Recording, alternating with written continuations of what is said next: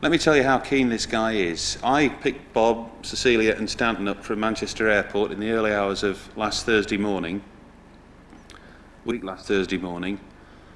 At 10:20 that same evening, he was stood with me on the top of the roof of the Hilton Hotel giving an interview for GMTV, which was broadcast the following day, because he thought it was important that people get to know about this subject. The man's enthusiasm is quite incredible.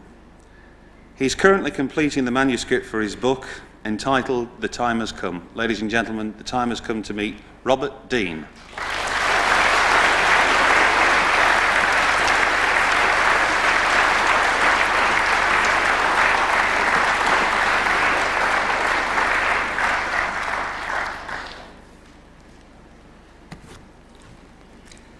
Thank you for that warm welcome. I think it's appropriate before I begin that I say a few words of appreciation, particularly to Quest International, the publishers of UFO Magazine. Special warm thanks to Graham, Tony, and Mark and their lovely families. But I also want to say a special thanks to those of you who are here this evening. I commend you for your curiosity and your interest on this difficult, incredible subject. And I'm delighted to see so many open-minded, curious people here this afternoon. It's gratifying for me because it tells me that there is hope. I've been involved in this field for a number of years. There are times when I get kind of discouraged. There are times when I feel like I'm a voice crying in the wilderness, as it were. I've been yelling and complaining and raising hell for a long time about this subject. And for a while I didn't think no one was paying attention or listening, but seeing a group like you here this evening, and seeing you hang around and stay when we're running at least well over an hour over time, thank you very much for that. I commend you. Now, how do I begin here? I'm here because I do believe that this subject is not only the most important subject of our time, I'm convinced it's probably the most important issue in the history of the human race. And before I complete my presentation this afternoon, I hope to have provided you enough information to support that opinion of mine, and I hope maybe that you might agree with me. I really don't talk about UFOs much anymore because there are no such things. Your government and mine has known for at least 40 years what these objects are. Your government and mine, and I must say this bluntly, the Ministry of Defense, the Department of Defense have literally been in bed together since 1947. It's nice to know that we're allies, but I want you to understand that the cover-up and the lie has come from your government as well as mine. They're both guilty. That's another reason why I'm speaking out, and I'm very angry about this, because as I say to the American people, the American taxpayers who pay the bills, you not only have a right to know the truth on this matter, you have a need to know. And I'm damn sick and tired of bureaucrats lying to the people, whether it's in London, Leeds, or the United States. The lying has got to stop. It's time to tell the truth on what I consider to be the most important issue in our history. Now, before I begin, it's also important that I give you a couple of quotes that I believe are important. Quotes that I think that are very appropriate to this subject.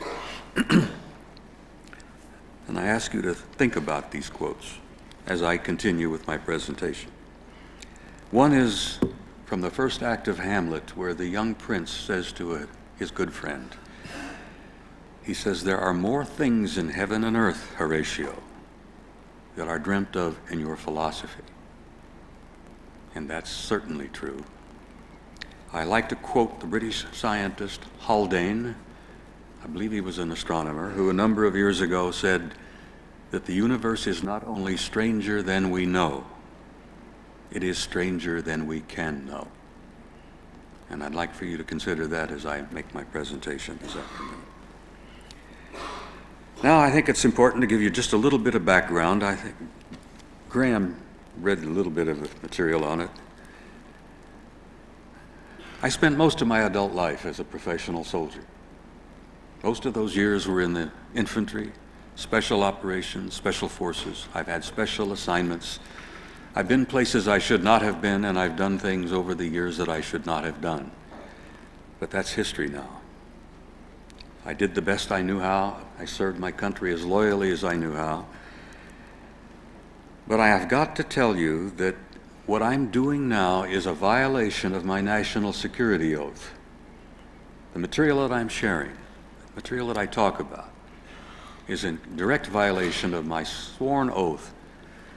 And I want you to know this, particularly some of the older men in this audience who are retired military. I am not doing this lightly. I'm not doing this frivolously. I'm doing it purposely and intentionally on this particular subject and on this subject alone. I will go to my grave carrying secrets. There are things I will never divulge that I've sworn an oath never to talk about. But on this subject, I'm going to violate my oath continually and regularly, and I'm going to rock their cage, rock their boat, raise hell until at some point in time your government and mine decides to tell we, the people, the truth on this issue. Well, what is this issue? And how did I get involved? As I said, I've been most of my life in the military. Altogether, I've spent 41 years of service for the United States government, 27 in the Army and 14 with FEMA. But in 1963, I was favored with one of those special plum assignments that you often hear about in the military. I was assigned to the Supreme Headquarters Allied Powers in Europe in 1963. It was an opportunity to take my family to Paris. My kids went to high school in Paris. I spent almost 5 years in Paris, working at SHAPE headquarters just outside of Paris at a little town known as Rocancourt. I stayed there until the late summer of 1967. And at that point, I helped move the headquarters from Paris up to its present location just outside of Brussels. General de Gaulle decided in 1967 to withdraw from the military alliance, and as a result, we were forced to pick up the entire headquarters and move it up to Brussels. France remained a member of NATO, but they withdrew from the military alliance, and they are still separate from the SHAPE military alliance. I arrived in the summer of 1963. I had a top secret clearance at that time.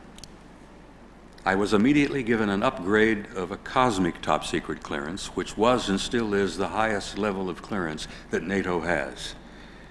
I had to have a cosmic clearance to work in the war room, a place we called SHOC, the Supreme Headquarters Operations Center.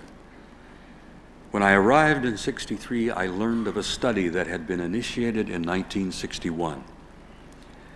This study had been the result of some very, very awkward and difficult events that had been happening in Europe. Will you put the first slide up, gentlemen? This is the seal of the SHAPE headquarters, where I spent 5 years of my life. The study was initiated in '61, and it was initiated by a British Air Marshal by the name of Sir Thomas Pike, one of your famous, highly decorated World War II heroes. Sir Thomas at that time was the Deputy Supreme Allied Commander in Europe. He worked very closely with my boss, General Lyman Lemnitzer, an American four-star Army general who at that time was the Supreme Allied Commander in Europe. What had been happening in the late 50s and the early 60s was that large numbers of circular metallic objects had been flying all over Europe, generally coming out of the Soviet sector. How about the next slide, gentlemen? Thank you, if you will. Oh, I guess I can move that here myself if I think about it. Thank you. This is a Cold War map. It still shows a divided Europe.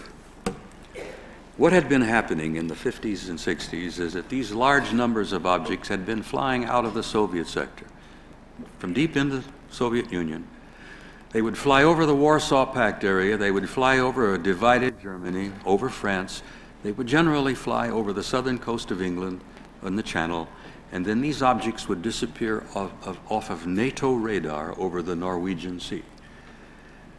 They were large, they were fast, they flew at a very high altitude, they flew in formation, and they were obviously under intelligent control. And the Soviets for a long time thought they belonged to us. And for a time we honestly thought they might have belonged to the Soviets. But we learned, both of us, after a few years, that neither one of us had the capability in 1961. None of us even today have the capability, the technological capability that those objects were demonstrating in the 50s and the 60s. But here we are, it's a Cold War. Hundreds of thousands of troops are facing each other across a divided Europe. Our fingers are on the triggers and our thumbs are poised above that red button. Nuclear war was moments away.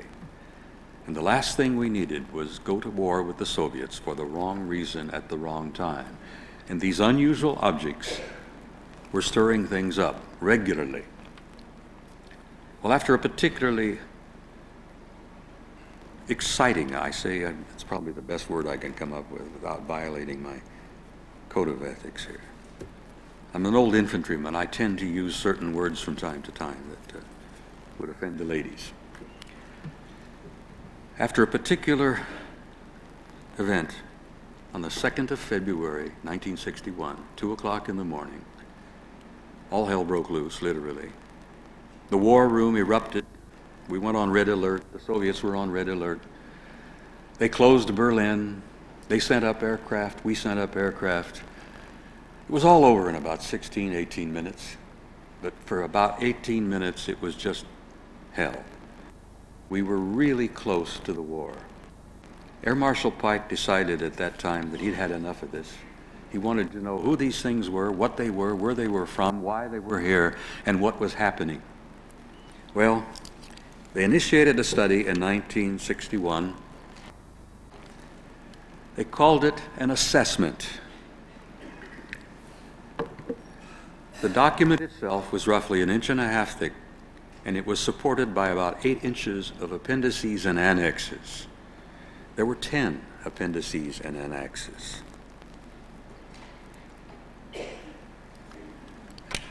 This thing was published in 1964. Copy number 1 was given to the Secretary General of NATO, who had funded this research. Copy number 2 went to General Lyman Lemnitzer, my boss, the Supreme Allied Commander in Europe. Copy number 3 was placed in the vault in the war room where I worked. In those years, we worked on 12-hour shifts. When this thing was placed in the war room, and I had an opportunity to see it, and I had an opportunity to pull it out of the vault every time I was on duty, I read it, I reread it, I practically memorized it, and it's not beyond doubt that I was never, ever the same from that moment on. This 3-year study that had been designed as a strictly military study, changed my life. I could not put it down. I could not walk away from it. I've never been the same since. Literally, I must tell you in all honesty, I'm probably obsessed by this subject. But let me tell you some of the things I've learned, and I think you may understand why. Now, I'm going to be telling you things that I've seen, things that I have learned, and then I'm going to be sharing with you some things that I have concluded after 30 years of research. So you can understand, hopefully, where I'm coming from in this thing. By the way, this is what the objects looked like. An actual photograph. A disc-shaped object. They varied anywhere from 35 feet to 90 feet in size. They were generally disc-shaped. They had a dome on top.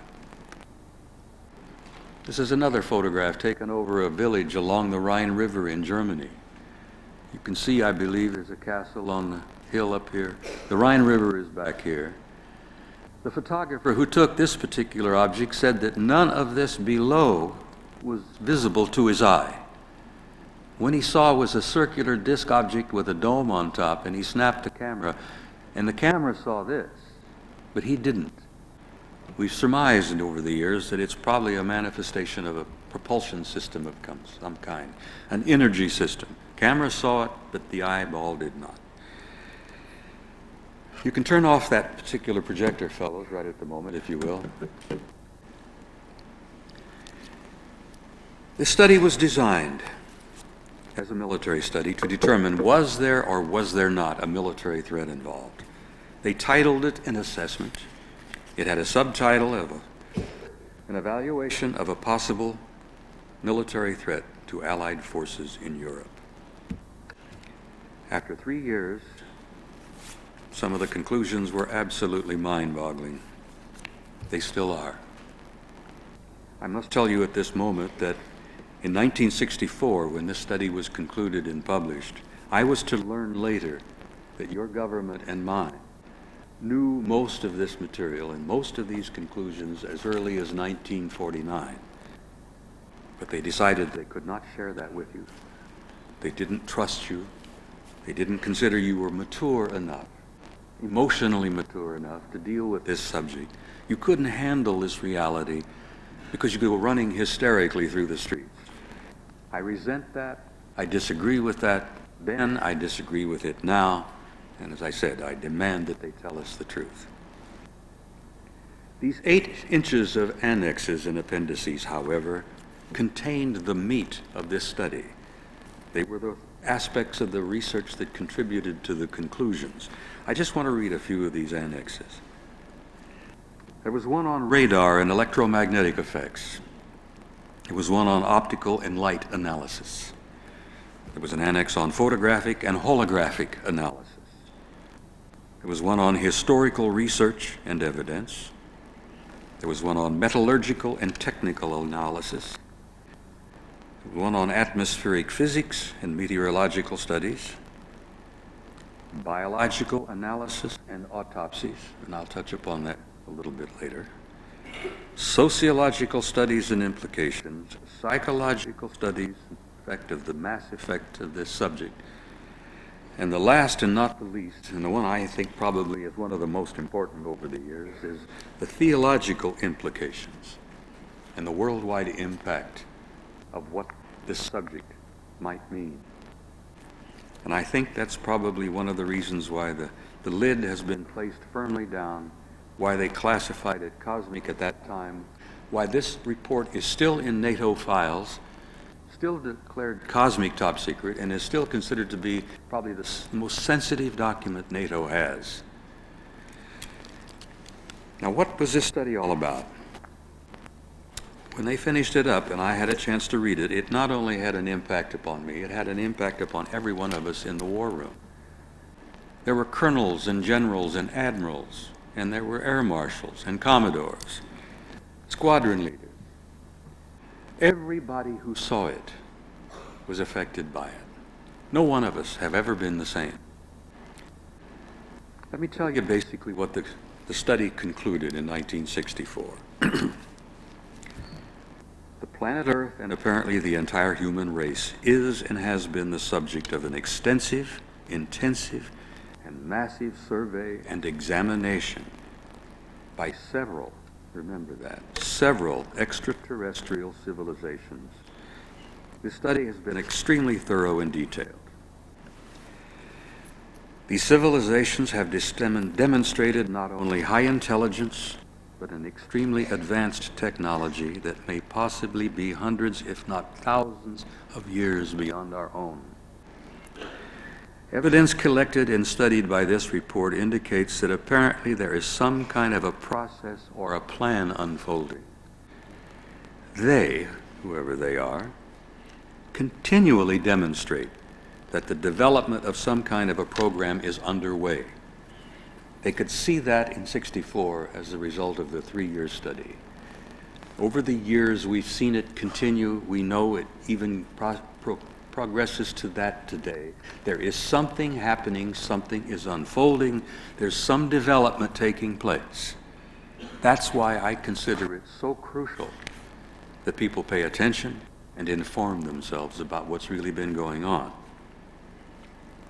The evidence in this report leads to the conclusion that this survey or program has been going on for a very long time, possibly several thousands of years. Military intelligence analysis have concluded that there did not, repeat, did not appear to be a major military threat involved. The conclusions seem to indicate that if they were either malevolent or hostile, there was absolutely nothing that we could do at that time.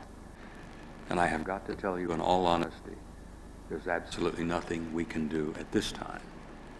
The technology that was repeatedly demonstrated over the years and is still continually demonstrated is so far beyond anything we, and I say we, the U.S., Britain, France, Italy, Germany, most of the major nations on this planet are not even close to developing the kind of technology that these extraterrestrial intelligence have.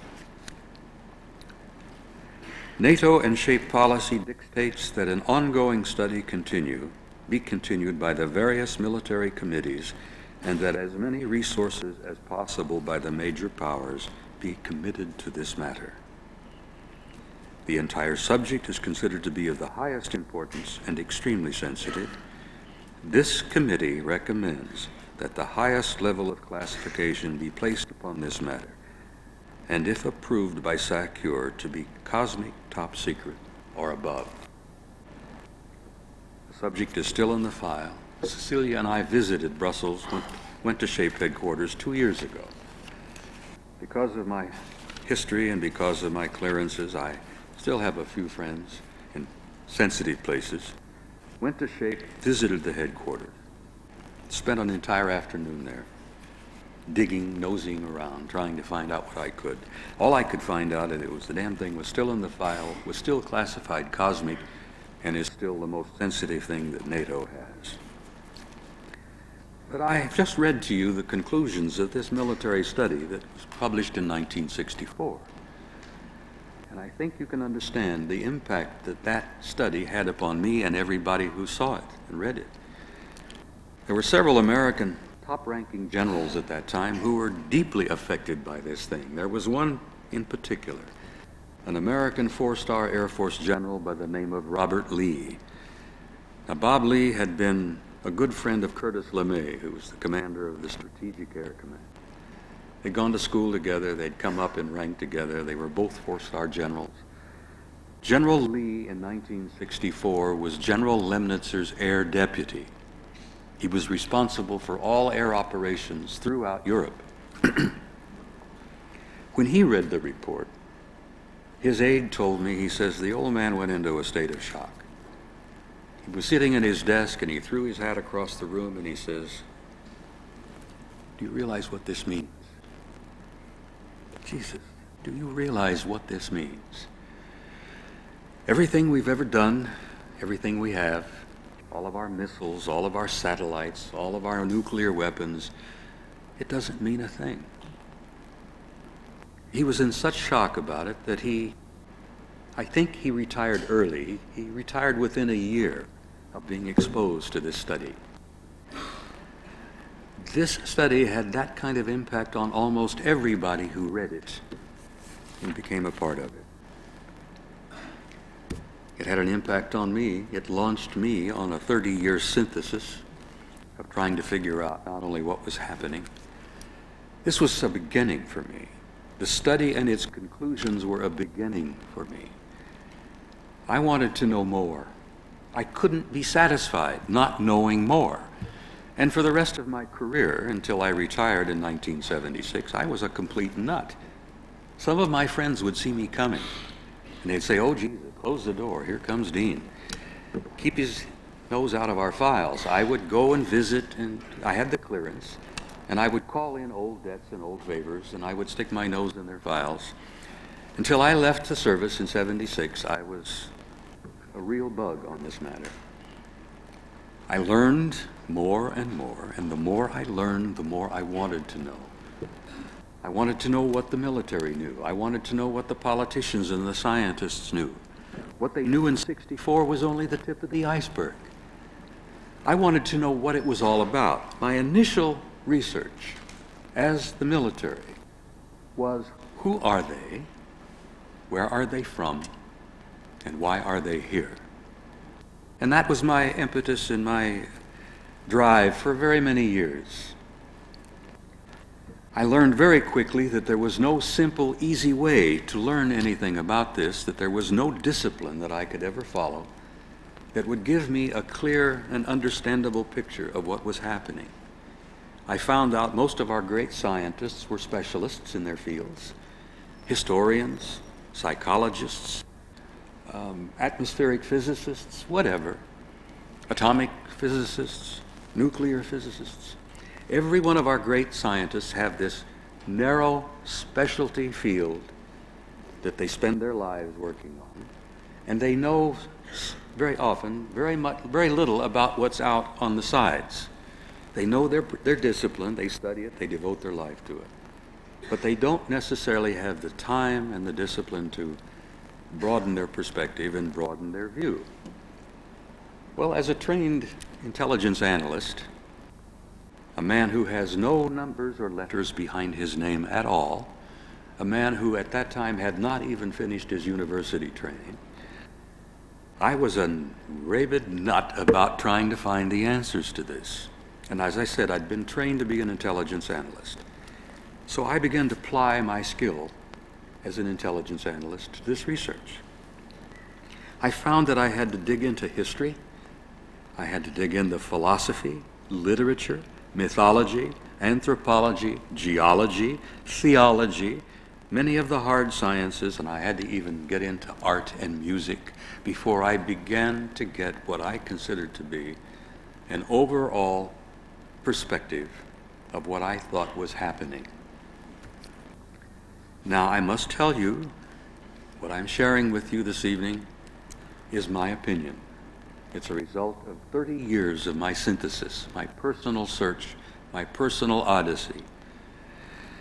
I don't want one of you to leave this room this evening believing anything I may have said because I said it.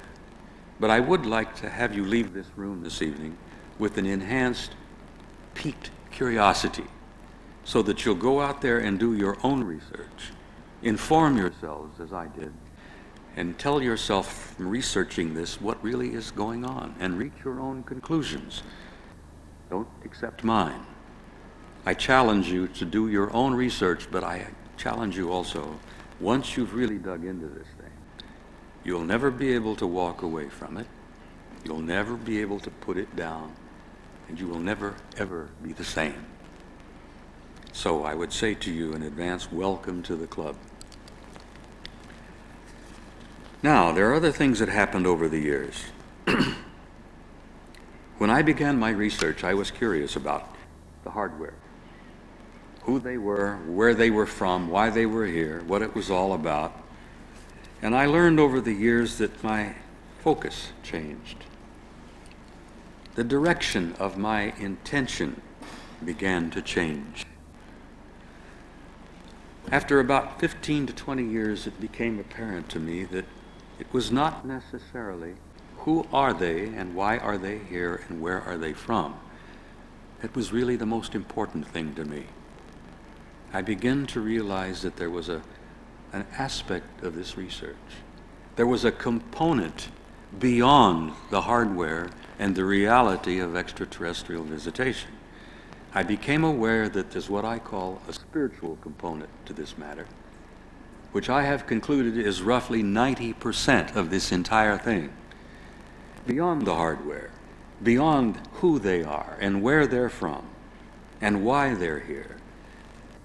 What's really important to me in my studies today, and I challenge you again, because I think once you get involved with this yourselves, you'll probably come to the same conclusions I did.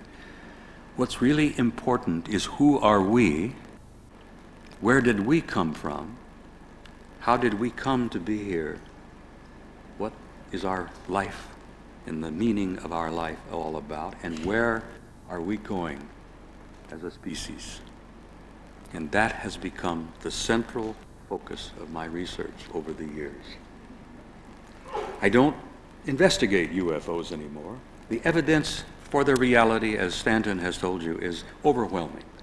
We have an abundance of data. We have an overabundance of data.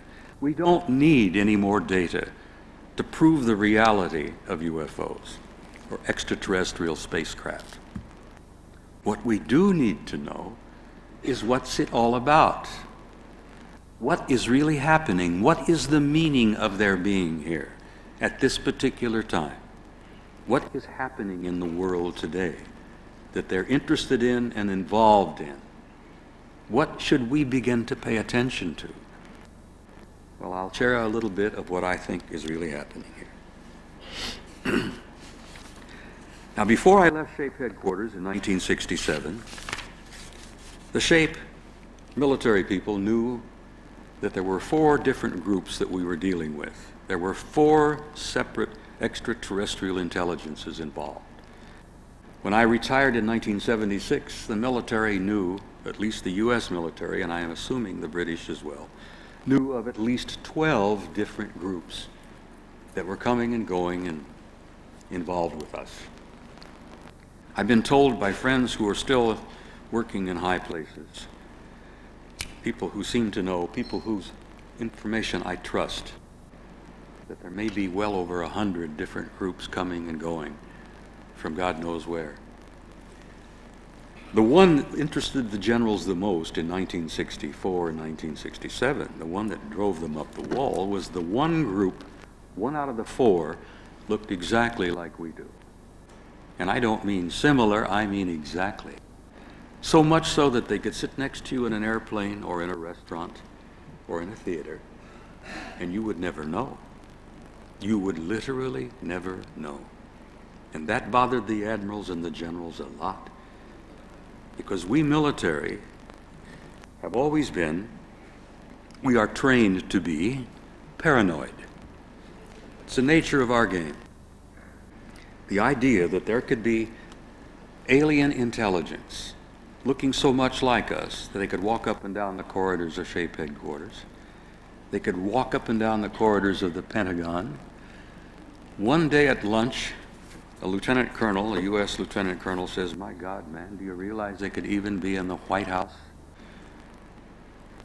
Well, there was a little forced laughter at that point, because a lot of us, particularly we Americans, have had some misgivings over the years about who was ending up in the White House. I will share briefly with you that I have some misgivings about the present occupant, but I won't go into any specifics on that issue. It bothered him a lot that one of these groups looked so much like us, and I'd like to twist that around if I may. It's not that they look like us, we look like them, and there's a very good reason for it, and I'll touch upon that.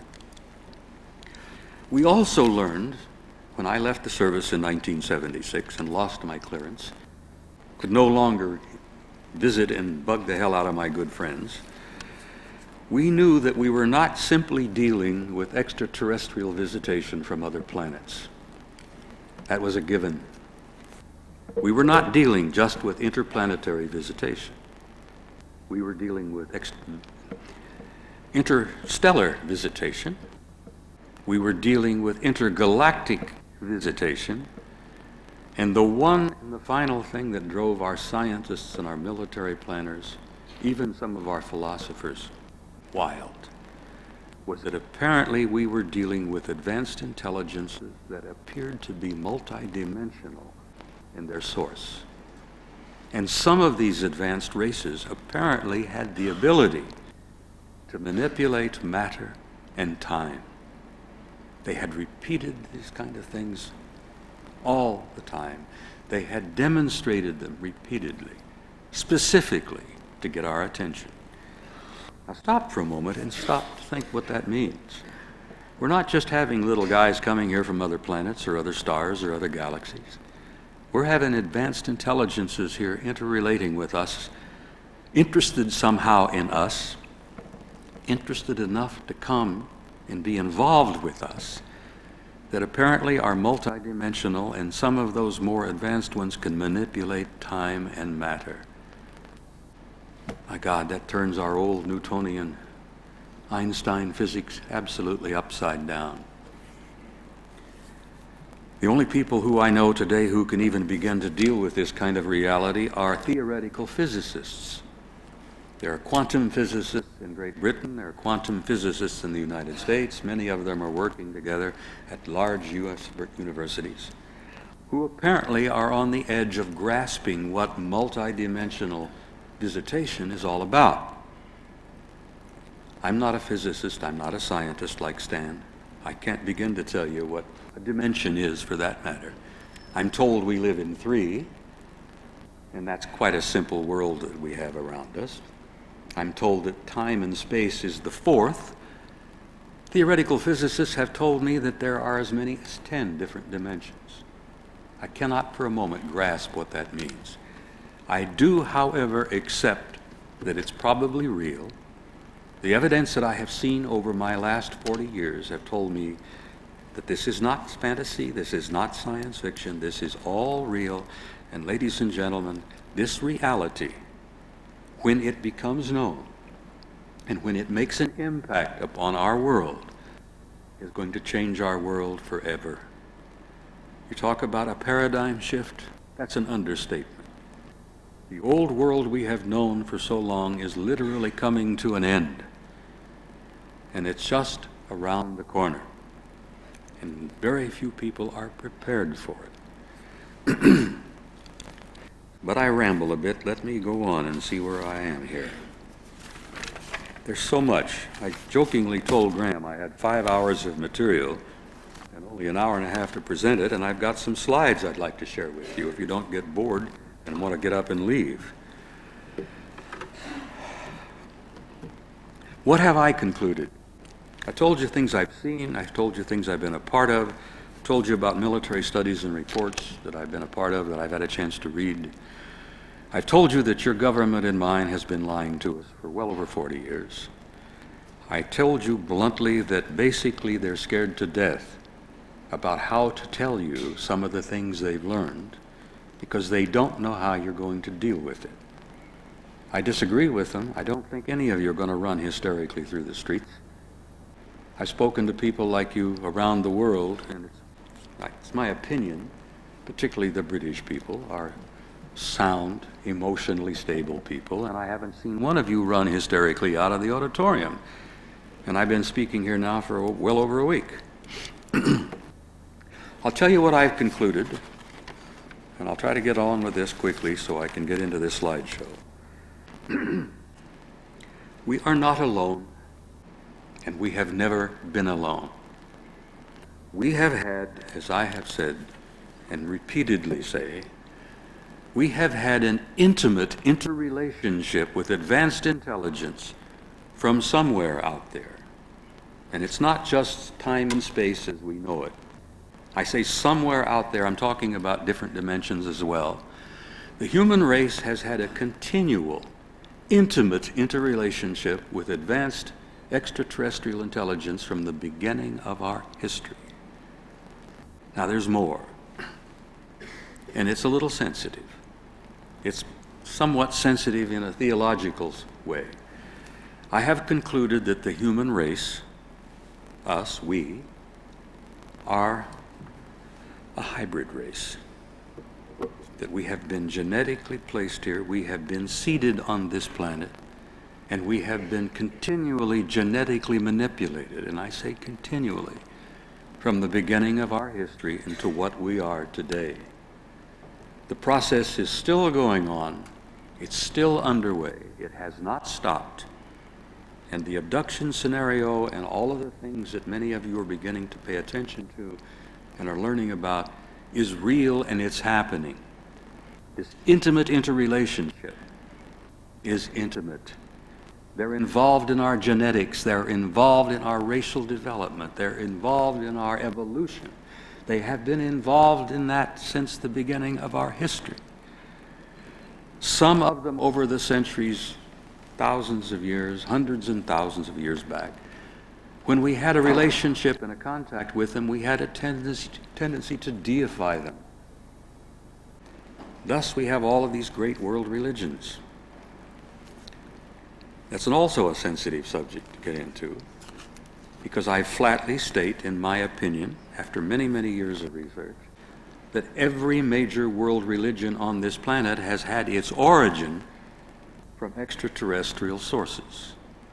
And every great theological philosophy and every great book, from the Bible to the Bhagavad Gita to the Quran to the writings of the Buddha, every one of those tells essentially the same story. I have gone on the line and I have put my neck out on the block, literally.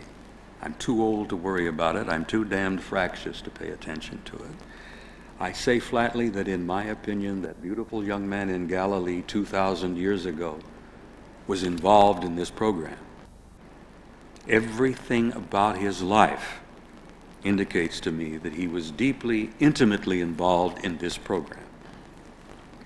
He said as much while he was alive. He said, "I'm not from here. This is not my kingdom." He said, "In my Father's house are many mansions out there." He says, "I have other flocks. I have other sheep." He repeatedly made these things clear, but nobody grasped what he was talking about. He said to the people at the time, he said, "You are as gods. What I do, you can do, and even more."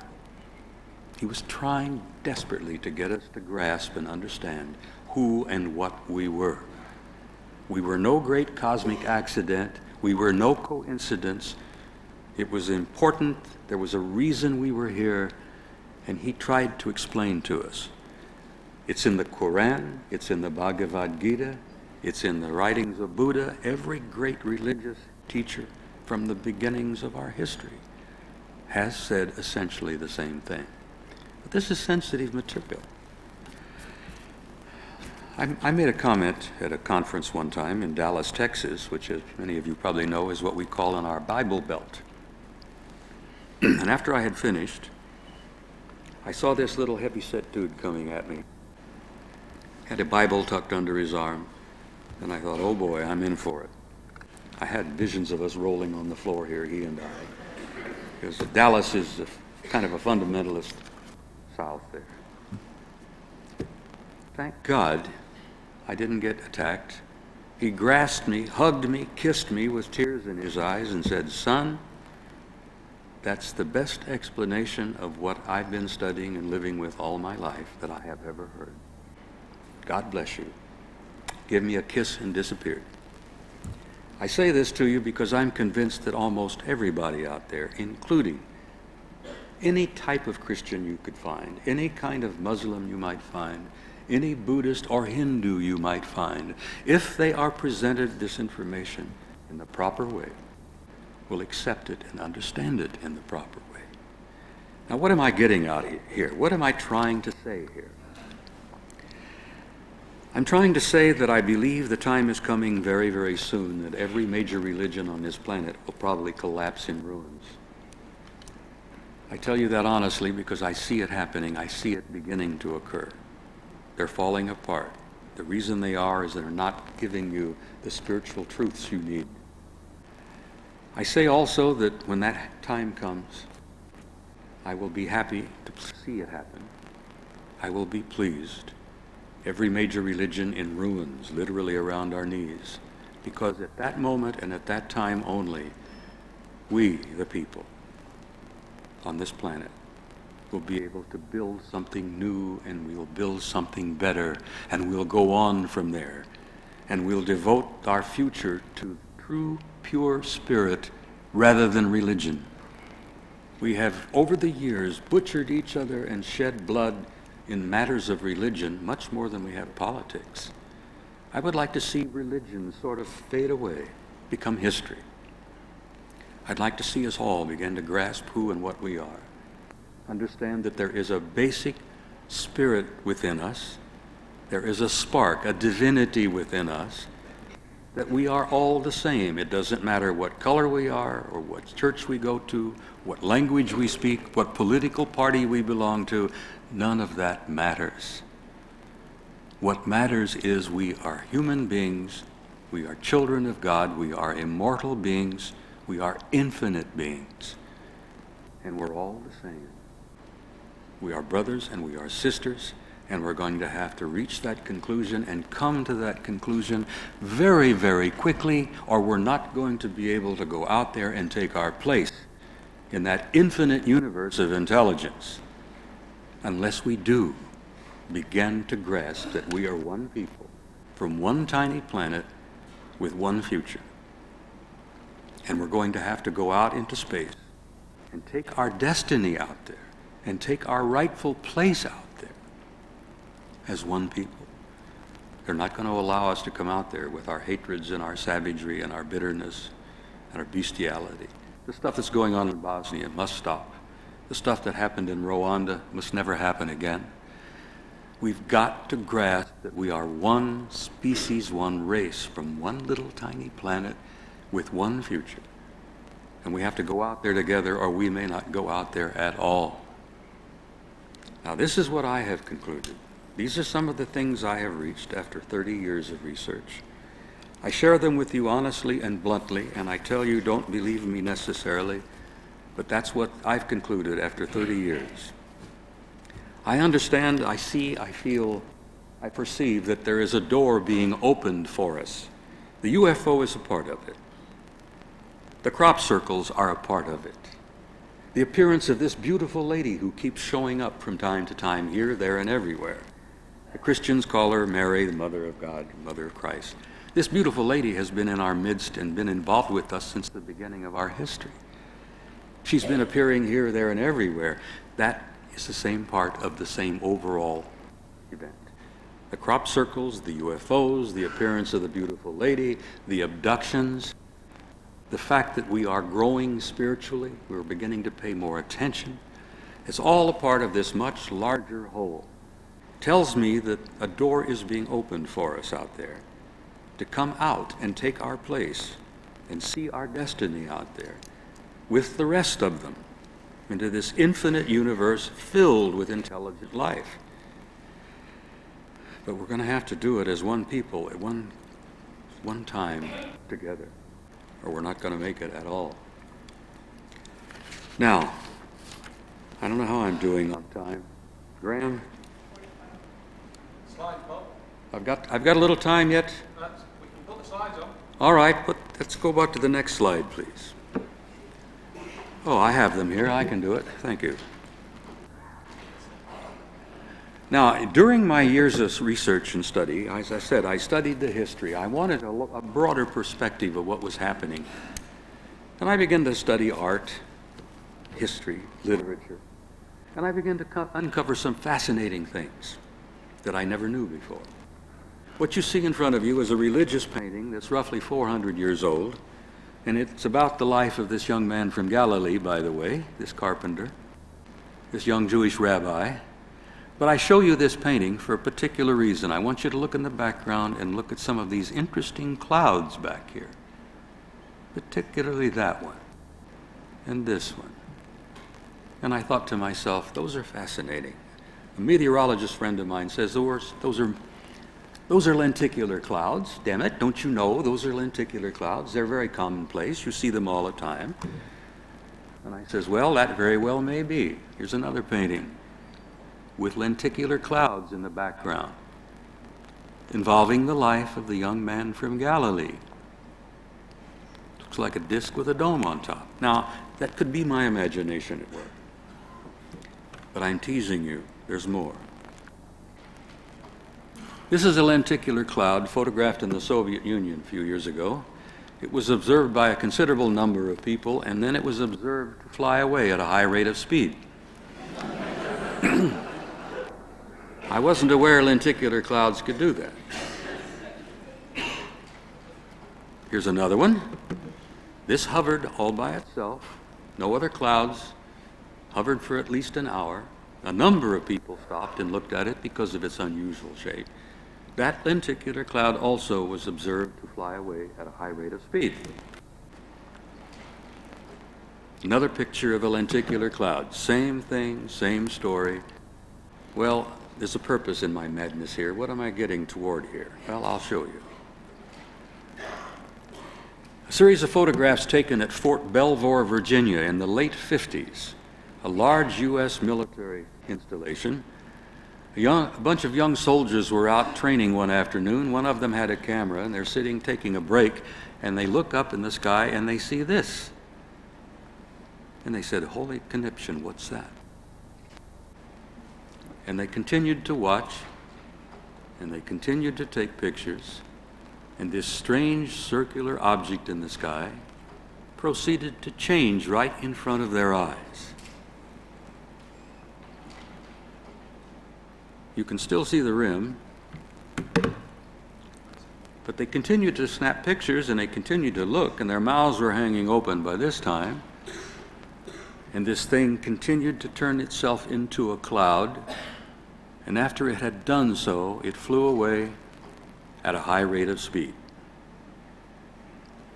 The point I make is simple. The next time you're cloud watching and you see lenticular clouds, you may be indeed looking at a lenticular cloud. But then again, you may not be looking at a lenticular cloud. Look carefully, pay attention. This is a lenticular cloud photographed in Denmark 10 years later, several thousand miles away from Fort Belvoir. An identical object. You can see the rim inside there. This was observed by a large number of people. This particular cloud had a kind of a jellyfish extension down here, but then they watched a while, and after a time, it too flew away at a rather rapid pace. Another lenticular cloud, interestingly enough, moving smartly from right to left. You can even see the rim here. Now, in my opinion, ladies and gentlemen, there is a hard piece of hardware inside of that, with intelligent beings inside of that. They're very clever, they're very intelligent, they're very highly technologically advanced, and they will sometimes mask themselves as clouds, not to upset the common folk. But this one's moving rather smartly from right to left. It's even leaving a bit of a trail here behind it. Here's another famous one, photographed in New Mexico near Holloman Air Force Base. This object is moving at a rather high speed from left to right. You can also see that it too seems to have something in the way of a trail of some kind behind it. The point I'm making is the next time you're cloud watching, well, look carefully. They may be, they may not be. It's fun. Now, I also told you that in my historical perspective, I began to collect information, photographs. I found that there are tons of artifacts all over the planet that are listed by a lot of researchers as OOPArts, out-of-place artifacts, objects that should not be. Little clay figurines, if you look at carefully and you say, "My goodness, isn't that interesting? What do you suppose the fellow who made that was trying to communicate here?" A faceplate, a helmet, well, that's only one tiny example. There are others. This guy looks like he's carrying a parachute, for God's sake. I carried one very much like that a few years ago. The point I'm making is that these little out-of-place artifacts are intriguing, and I believe they are valid bits and pieces of evidence that we need to pay attention to. This is a painting found in the Tassili Plateau in the Sahara that's estimated to be thousands of years old. This is a piece of ceramic from Mexico, created by an Aztec Indian, and I want you to look at this object. Looks to me like some chap peering out of a spacesuit, probably, with a breathing apparatus here in front of his mouth. Now, it could be my vivid imagination. Maybe I'm reading too much into this. But I began to collect these bits and pieces, these OOPArts. This is the famous Palenque stone from Palenque in Yucatan. Engineers at NASA have looked at that and said, in the name of heaven, that guy is riding a ramjet. Engineers at NASA have studied this object. Here is Lord Shield Pakal, leaning forward with his eyes to an eyepiece, his hands on controls, his feet on control pedals here. He's sitting in the cockpit of what appears to be a ramjet.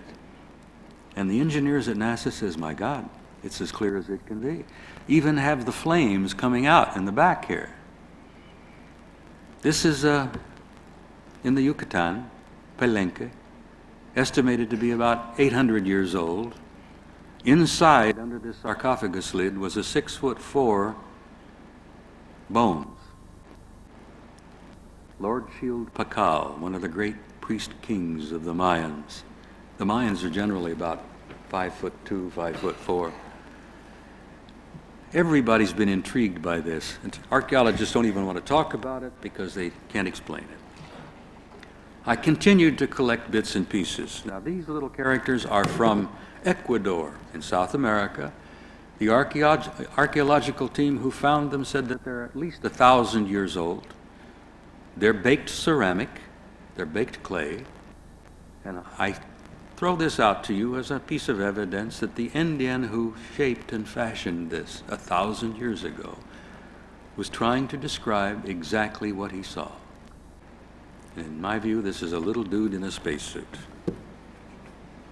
It's very clear to me, at least, because the Russian spacesuits, the early ones, had legs very much like that, flexible. Here's control panels. Here's the faceplate. Probably this is an oxygen tank of some kind on his back. He's wearing gloves. And there's more. There's another one. Look at this little dude. Now, what in the world was the Indian who made this trying to communicate? He saw something. He didn't quite understand what he saw, but this is what he did. Now, this was 1,000 years ago. Just consider it. This little drawing is an object. Thank you for focusing that. This little drawing is an object that happens to reside in the museum, the Archaeological Museum in Istanbul in Turkey. I owe this to Zechariah Sitchin, who found this and put it in his latest book. The museum staff at Istanbul does not like to explain or display this thing because they don't know how to explain or display it. But if you look carefully, you'll see what I say to be a little guy in a spacesuit. Here's his boot, here's his helmet, here's the eyepiece. He's got his arms on some kind of controls of some kind, and so help me God, there are 3 thruster booster rockets on the back, very much like what you find on the U.S. space program in the shuttle. Sharp point here. Can you guys focus that just a wee bit? Now, this is what we call an OOPArt. This is an out-of-place artifact. This is something that shouldn't exist. This was estimated to be roughly 4,000 years old. They've estimated its age at 2000 BC. Now, what in the world was going on 2,000 years before Christ, where little dudes are flying around, apparently, in something like this with thruster rockets on the back?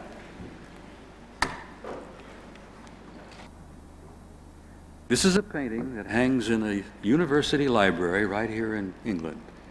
This painting is on the wall at Cambridge, in the library at Cambridge.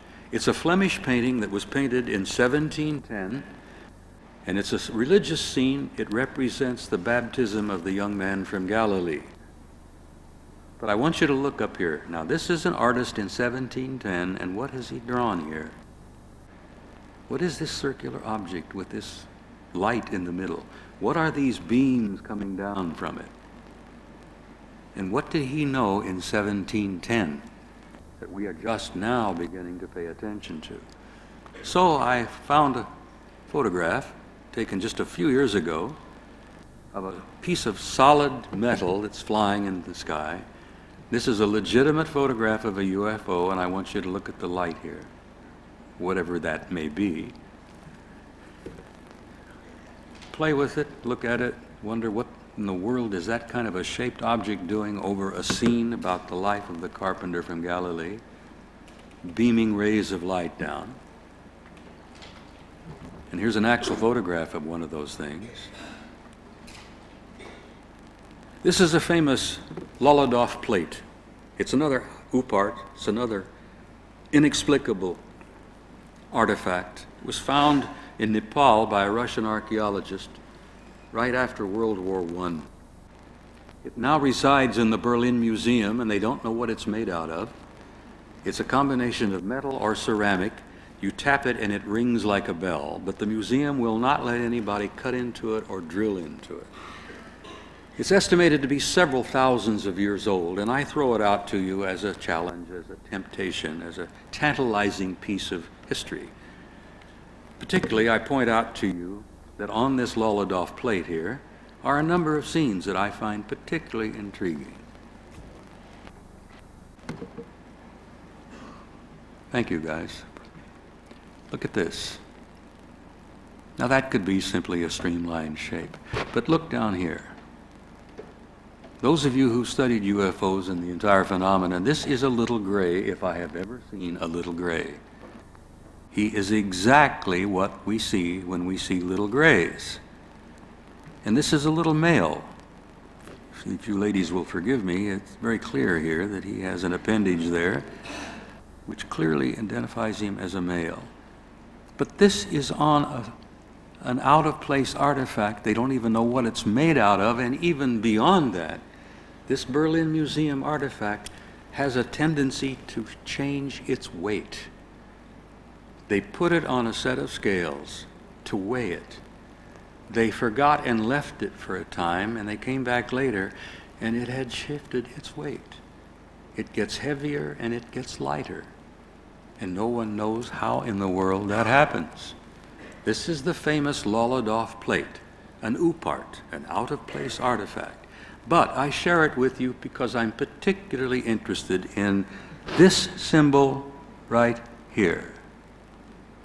Interestingly enough, that symbol appeared on one of the I-beam girders from a crashed UFO from New Mexico, who interestingly enough appeared on one of Ray Santilli's films not too long ago, about the recovered artifacts, the recovered wreckage from a crashed UFO in New Mexico. Now, I don't know what that means, but that symbol, that particular symbol, is identical to one on the I-beam girder from the crashed UFO from New Mexico. People have told me that these other symbols appear to be very similar to astrological signs. But this Lolodov thing is several thousands of years old. They don't know what it's made out of, and they can't for the life of themselves explain why it shifts itself in weight. Another UPART, another little piece of evidence I believe it's important to look at. Now here's a medieval tapestry, and my photograph is not that good, and I ask you to bear with me, but this thing's roughly 800 or 900 years old. It depicts a scene from the life of the carpenter from Galilee, and I want you to look up here in the sky above the city. There's a disc with a dome on top. What in the world is that doing in a medieval tapestry? This is a medieval fresco from Yugoslavia, another scene from the life of the young man from Galilee. But what is this in the sky, flying over the scene of the life of the carpenter?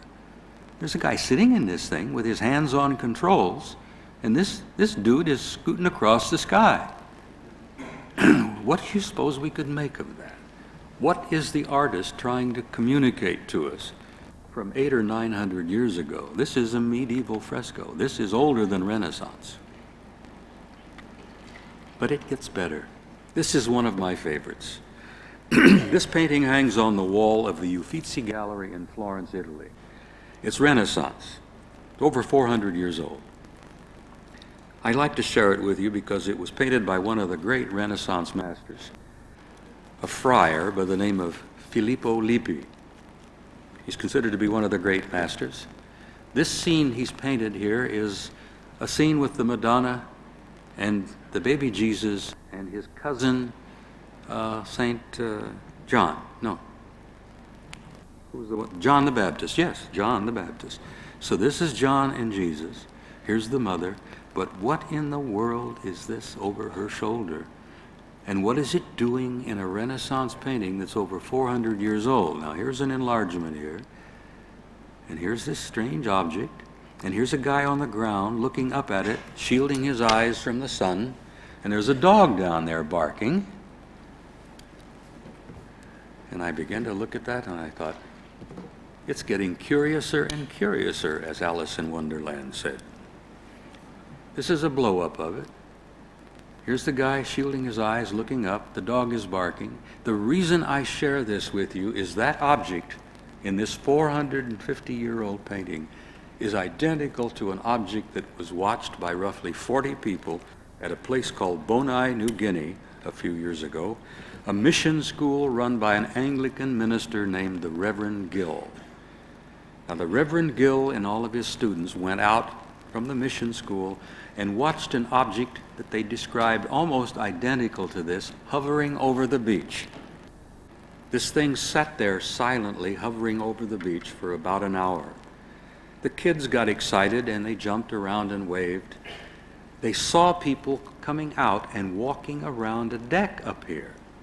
Human beings walking around a circular deck. So the kids got very excited. And they were waving and yelling and jumping up and down. And after a few minutes, the Reverend Gill and his students noticed that one of the human beings up on top looked over and waved back. The thing went about its business. It looked like they were working up there on something. This thing is hovering silently over the beach at Bona'i. This report is one of the classics in UFO files.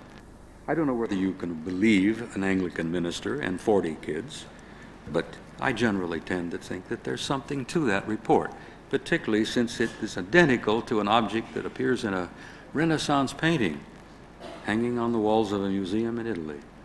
Another what I call OOPArt, an interesting little bit of data that I think needs to be examined. Here's another one. This painting is 200 years old.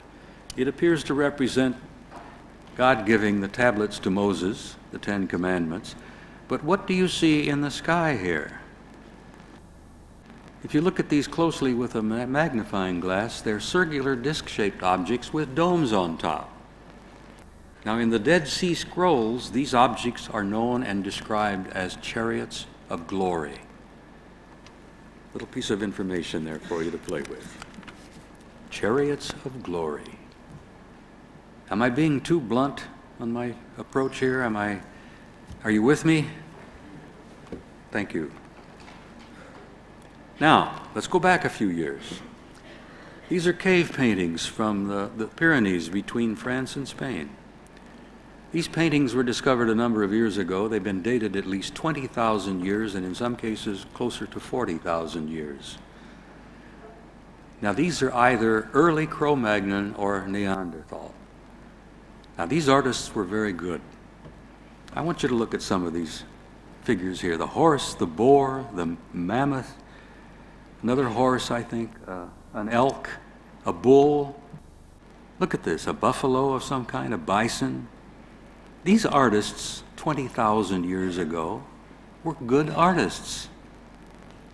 Some of the most beautiful paintings we've ever seen have been found in those caves in the south of France and northern Spain. But I show you this because I want you to take a look at a couple of other things. Look at this, and these, and this, and these, and up here. Now, a number of French researchers became intrigued by these and began to do some research on their own, and they cataloged much of these paintings. French are very good at this sort of thing. So they cataloged these things, and these little diagrams and drawings are from the caves. But look here, and here. And what do you suppose these dotted lines mean? I think that the point's well made. Here's some more. Look down here. Let's move along. These appear on the walls of caves that were painted roughly 20 to 40,000 years ago.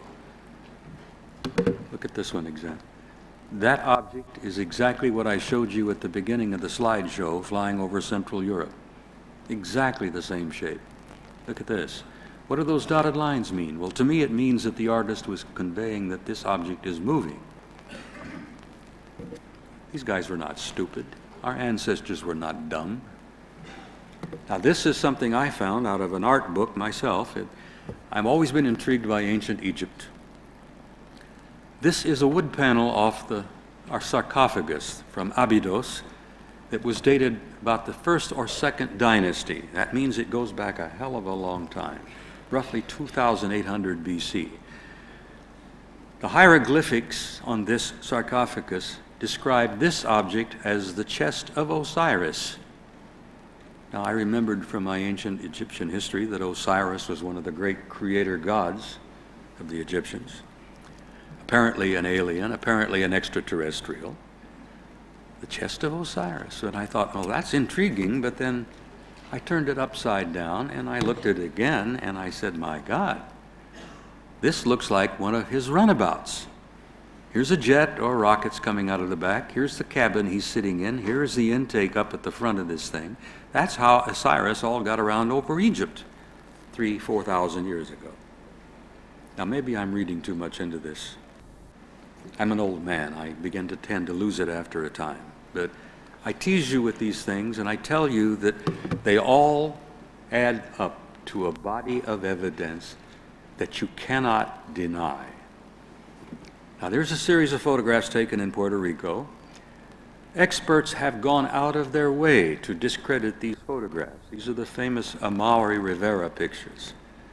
I want you to look at this object here. The only problem the experts who are trying to debunk and explain this away is that there were a couple of hundred people on the ground watching this whole event as it was taking place while Rivera was taking pictures. What you see here, and this has been published in Quest International UFO book, is a U.S. Navy F-14 Tomcat. And look at this object and look at that light in the middle. Almost identical to the one I showed you before. Almost identical to the one that appeared in the 1710 Flemish painting. Look here. This Tomcat's quite impressed with this object, flies all around it, made several passes. It was the sound of the jet that attracted the people's attention. Because he'd come in and make a pass, and then he'd throw in his afterburners, and people stood and said, what in the hell is that? There were roughly 200 people watching this series of events. The skeptics don't know how to explain away the 200 people. But here you have this Tomcat again, an F-14, flying off of a U.S. aircraft carrier. And here you have a disc with a dome on top and a dome on the bottom. I find it interesting. It's simply another case that I think needs to be looked at. This is a famous photograph photographed in New Jersey, USA, a number of years ago. This object hovered over a reservoir, a water reservoir, for a couple of hours, caused enough excitement that roughly 300 people stopped their cars. It was late in the afternoon, evening, middle of winter. The reservoir was frozen solid. This object is hovering over the frozen reservoir. People stop their cars, and there's a traffic jam. There's a real jam, real congestion. People stop, get out. The roads are crammed with people. The police showed up, and the police watched the series of events. The object hovered there for roughly an hour and beamed a light beam down on the frozen reservoir, and when the object departed, everyone noticed that there was a perfectly circle, it melted in the frozen ice from this beam of light. This object then flew away. Roughly 300 people, never got onto the front pages of the New York Times, never got onto the front pages or got into the evening news. Typical U.S. The media ignores this kind of thing. I think they do it here as well. This is a famous Concorde picture. We're getting close to the end of this thing.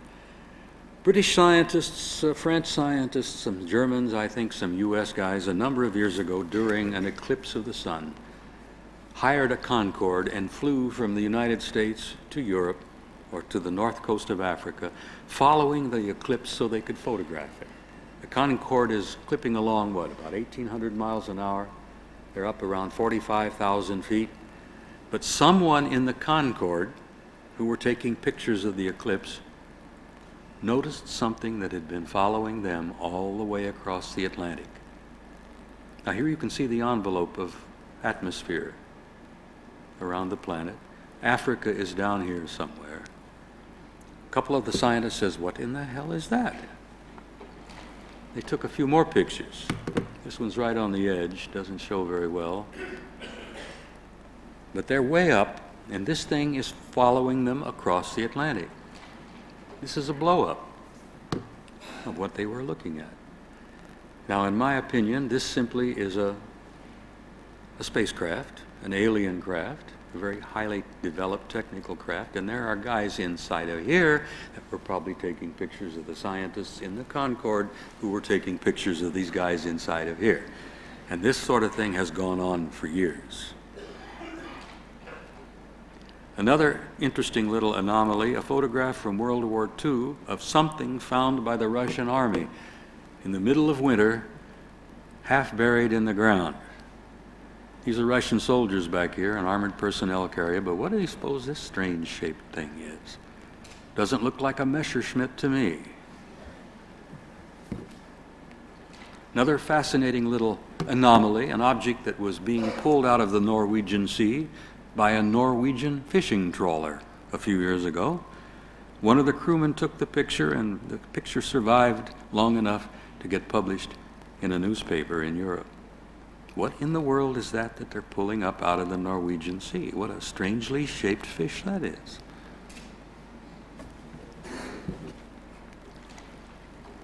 This is another famous photograph taken a few years ago in New Zealand. A doctor and his family were on a picnic, and they'd spent the day and had a delightful time, and they were getting ready to pack up and go home, when an enormous circular lighted object flew above them.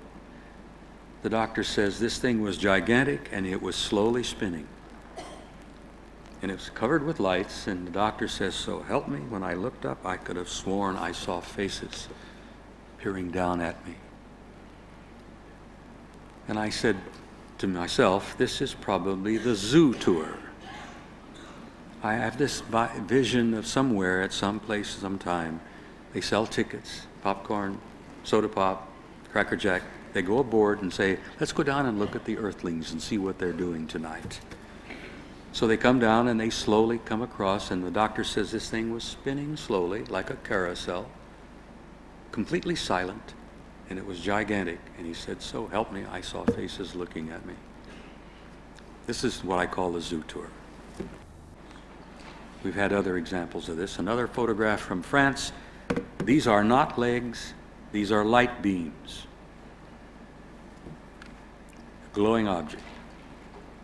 These are famous photographs from Belgium. I got these from a young man named Patrick Ferrens, who was the head of the Belgian UFO research group called SOBEPS. This is one of those gigantic triangles that hovered over Belgium a few years ago. The same kind of thing that hovered over the Hudson Valley in the United States a few years before that. And it's the same kind of object that's appearing regularly in your skies here in the United Kingdom. Mostly at night. But I'm telling you, pay attention, you're going to be seeing some of them during the daylight. These things are gigantic. They're roughly sometimes 300 to 400 feet across. When they've been seen on edge, they look like they're 60 to 70 feet thick. Massive, gigantic objects, totally silent, that can hover motionlessly above a police car and drive the officers wild. This is a photograph taken by a cop in Belgium. You can't really see very much here. You have to look carefully. You can see a bit of the edge. But Patrick took this thing and put it in a computer, and there's what you see. This is the shape of this thing. This is a gigantic triangular object, roughly 400 feet across. These are corner lights. Now, this light in the middle was noted to depart, come off, fly around, go back, and reattach itself. Now, who is behind this? What's really happening here? The next series of pictures were taken by the federal police in Mexico just a few short years ago. They thought they had a major drug operation going on. They'd seen all these lights in the sky at night, and it was their job, of course, to track down the druggies. And the federales devoted a lot of time and energy, and they gave cameras out to their officers, and they went out at night and started taking pictures. When the officers brought the photos back to the office, the commandante had a fit. He practically had a fit. He says, "What in the hell have you guys been doing? What the hell is this? You've been out drinking tequila or something." And they say, "No, Commandante, these are what we saw in the sky at night." Now, these are real. The federal police took these pictures. Many witnesses observed these things flying in the skies at night. Should they have appeared on the front pages of your newspaper, of the U.S.? Did any of us in the United States see these on the evening news? No. I wonder why. Look at that. I can tell you this is not a drug operation. If the drug runners have got this kind of hardware, we're in big trouble. Look at this one. To me, that's absolutely beautiful. Very similar to one that was photographed over Gulf Breeze, Florida, not too many years ago. Look at that.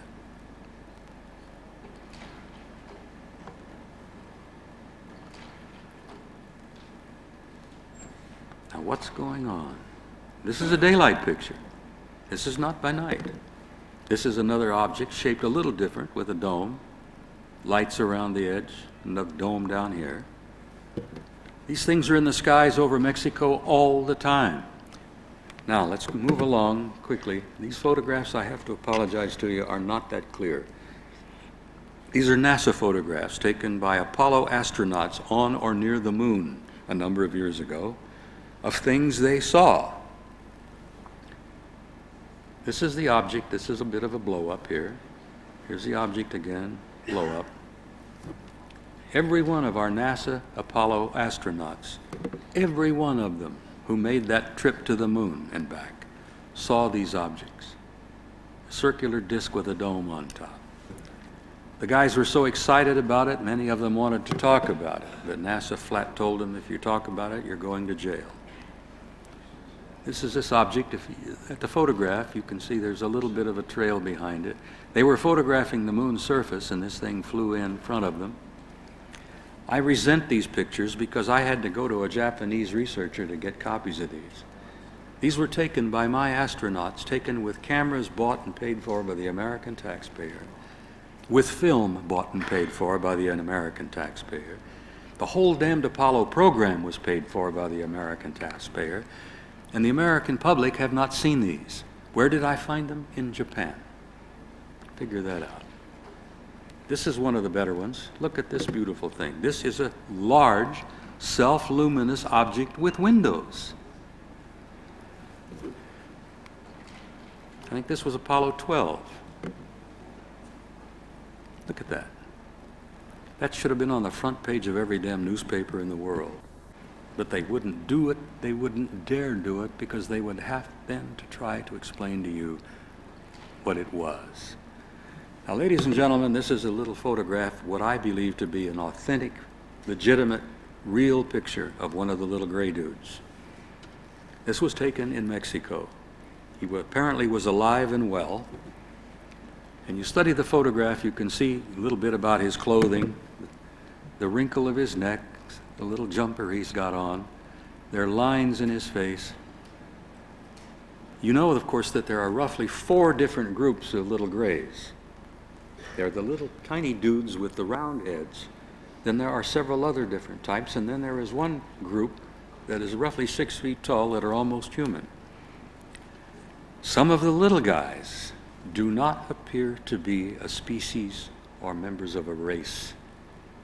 When they've been found in these crashed disks, and the medical examiners have checked them out, they've concluded that they are biological androids. They're clones. They have no reproductive capability. They have no alimentary tract. They have no rectum. They have nothing that indicates that they are reproducible, or that they can even eat. They have no teeth. They have little membranes in their mouth.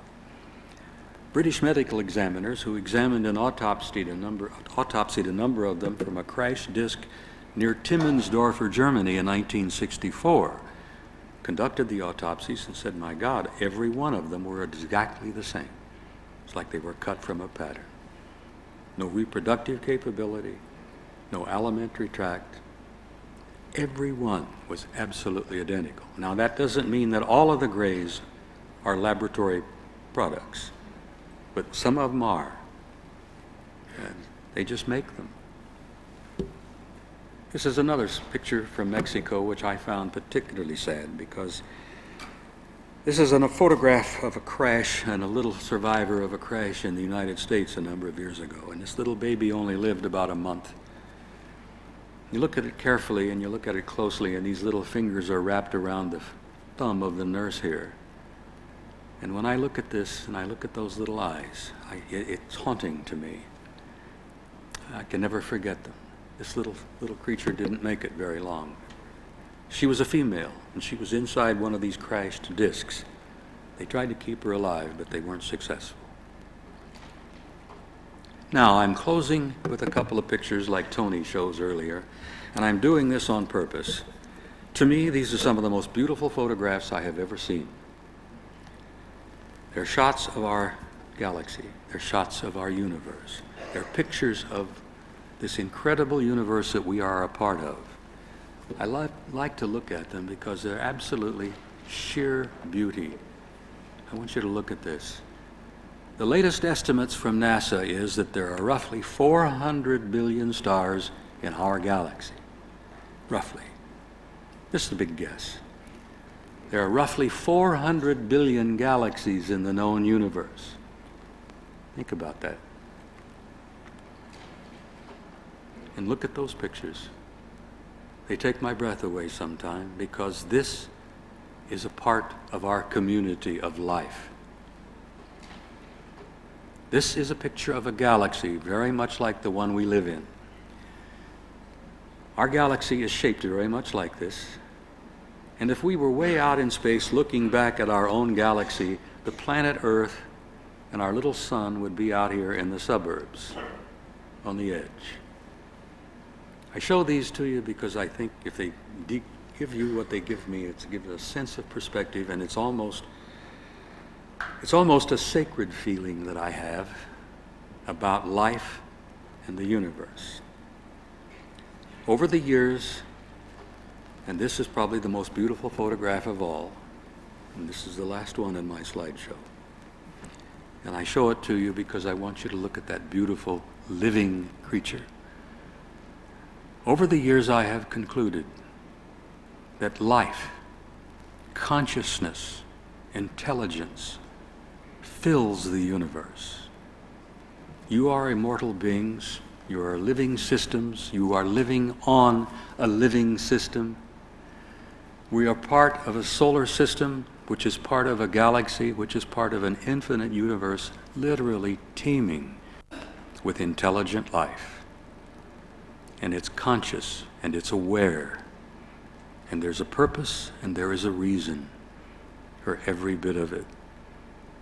There is a purpose, and there is a reason for you. In my opinion, you're not an accident, you're not a great coincidence, you're not a great galactic mistake. You are a purposeful, immortal being, and there's a reason you're here, and you're on your way to something greater than any of us can ever begin to imagine.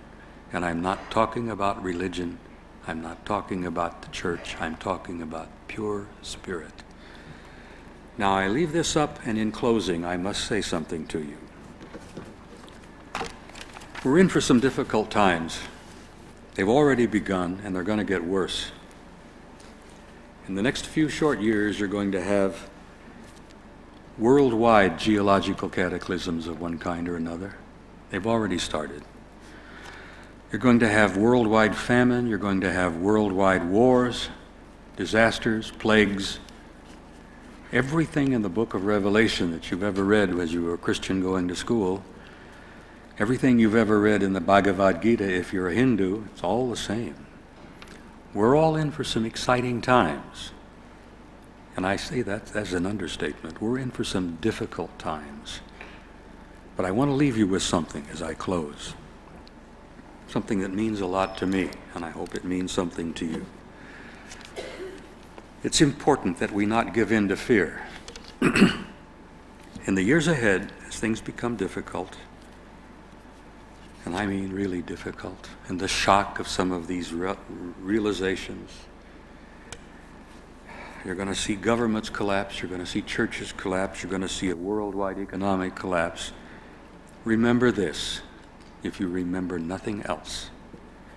Count Leo Tolstoy, a great writer, a great philosopher,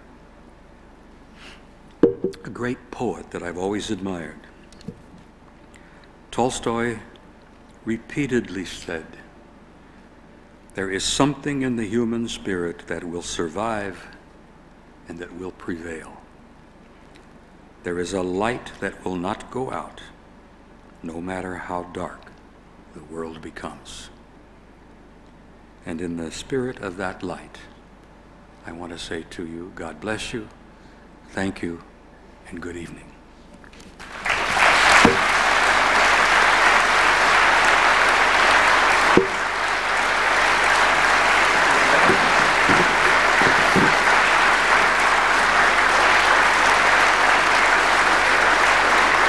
Thank you, Bob. Thank you.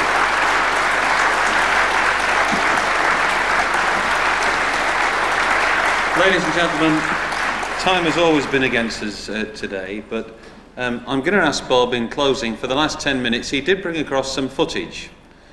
And this footage is something that you've got to see, and I promise you 10 minutes.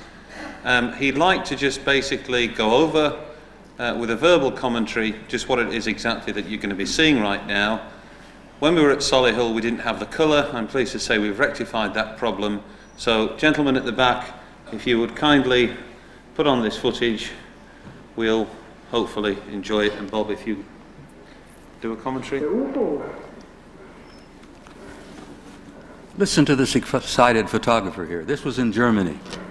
UFO, UFO. He's running across the field trying to stay up with this thing.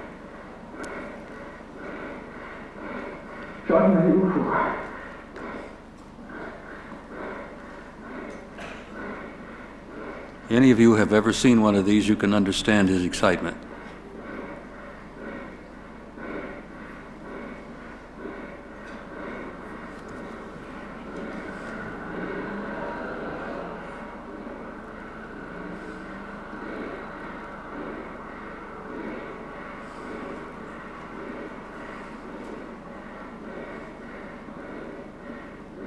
If it had been someone my age, we'd have had a heart attack by this point.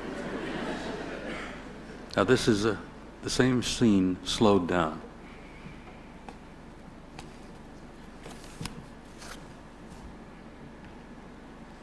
There does appear to be something in the way of a diffuse energy expression down here underneath this thing, a different kind of color. Sometimes it's not visible to the eye, but the cameras will pick it up.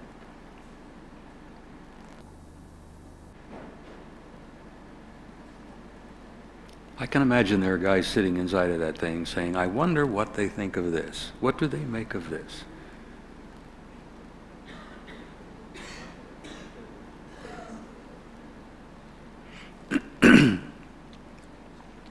This sequence has a number of excellent clips.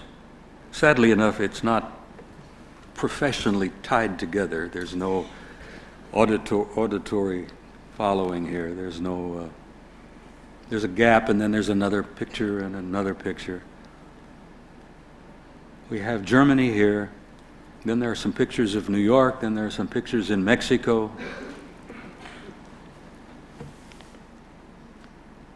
But these pictures have been examined, and this is real. This was a pretty good-sized object. This was 35 or 40 feet, at least, maybe more.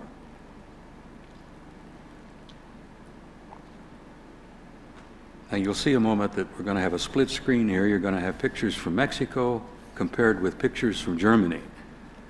There you go. This is Germany. This is Mexico.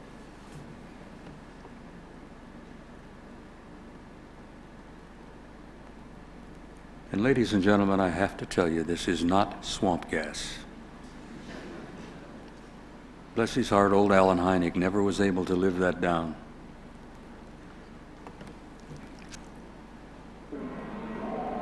Is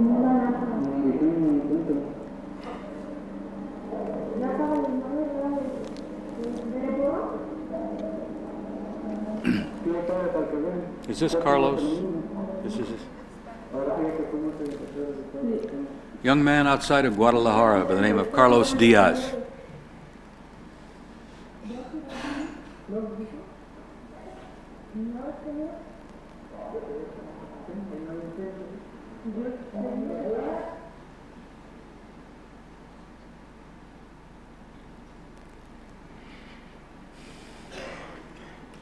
These pictures have never been shown in the United States, either on the evening papers or the evening television news.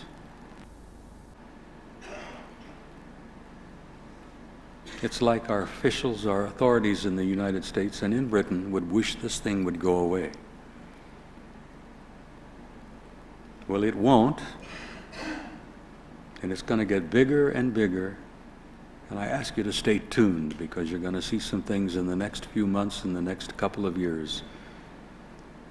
They're going to shake you up completely. I also wanted at this point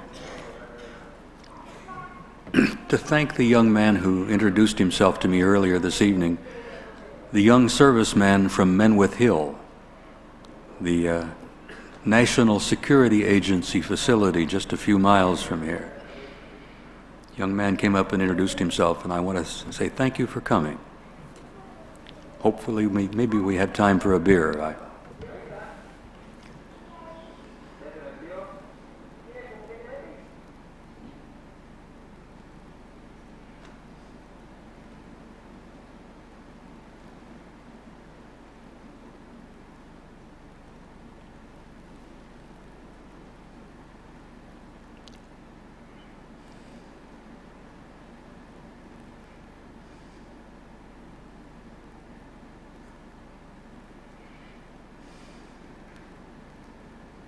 The object is not jumping, the cameraman is.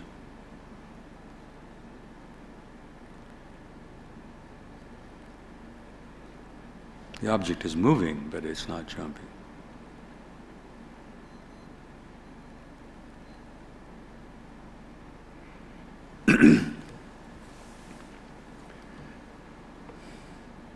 These are all fairly recent, within the last 6 months, roughly.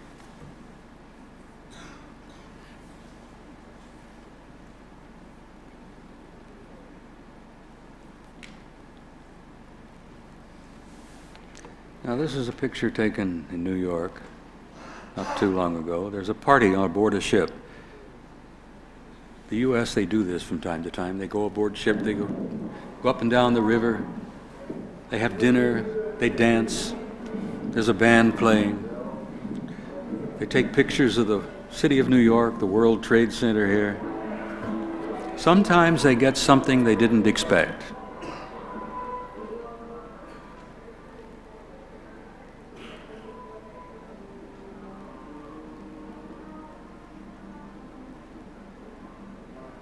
The World Trade Center.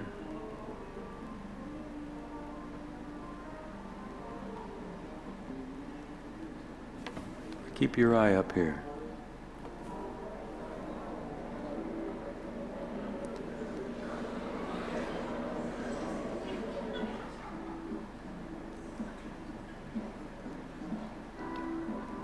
Wonder what that was. I have this uncanny sense that we're taking pictures of them and they're taking pictures of us. I would like to see some of their pictures of us. I'll bet those are beauts.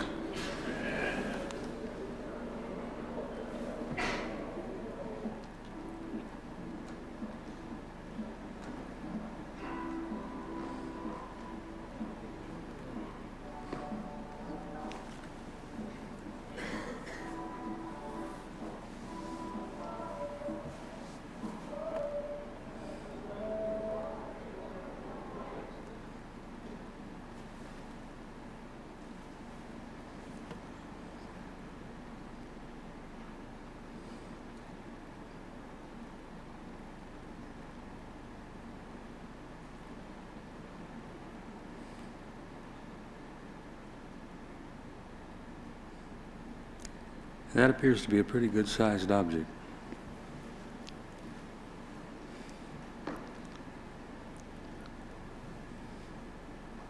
Thank you, Bob.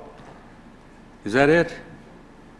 That's not the best stuff, but that's about all we have time for, I suspect. Thank you, Graham. Thank you, good people. I appreciate it.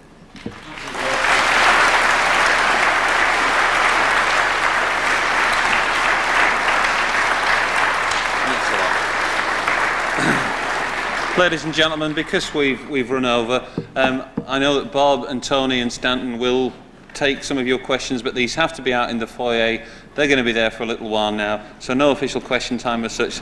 We'll be back here on Saturday evening, April the 27th, here in Leeds.